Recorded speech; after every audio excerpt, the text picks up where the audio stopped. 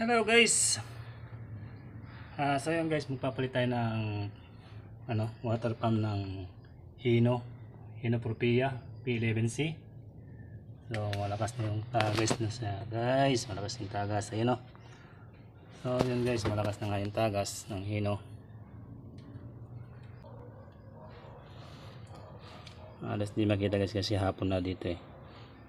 So yan yung tagas, gagaling sa oil seal ng pulley. So ito, palitan natin yan guys, Hino P11C.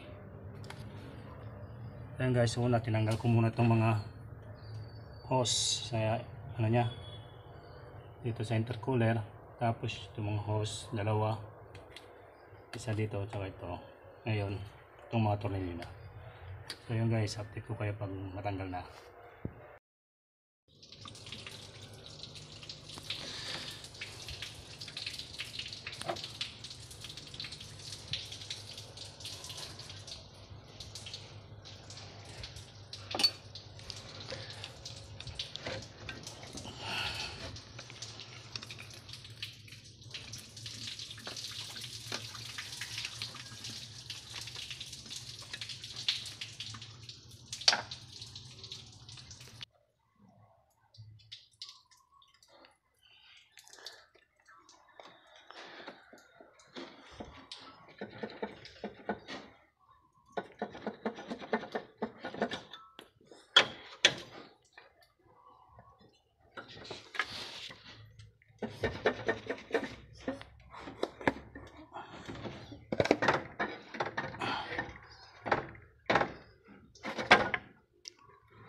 Uy.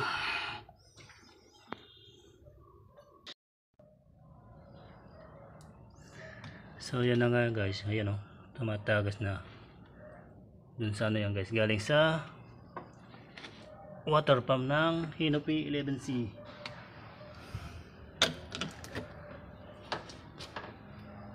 So yan guys, yan ang gagaling o.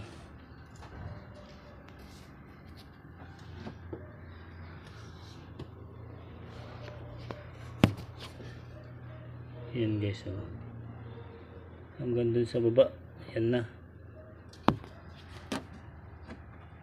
So yan na yung water pump ng Hino P11C.